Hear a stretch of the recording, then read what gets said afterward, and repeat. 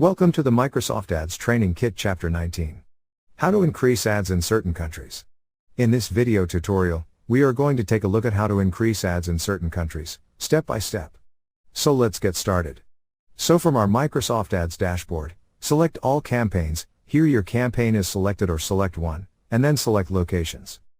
Here you get your location and bid adjustment, which you can edit from here. Then click on Add Locations button. Here select the Let me choose specific locations and manually enter location. Choose target for your entered location from drop-down list. Then click on Done button. After that, click on Save button. So now you can see that your new location has been added. You can edit its bid adjustments from here. Click on Edit button, enter your new bid percentage and save your changes. Similarly for second one, click on Edit, select Decrease by from list and enter your percentage and save your changes. So this is how you can increase ads in certain countries. Thank you for watching.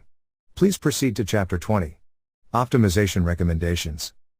Inside that video, we are going to take a look at optimization recommendations, step by step.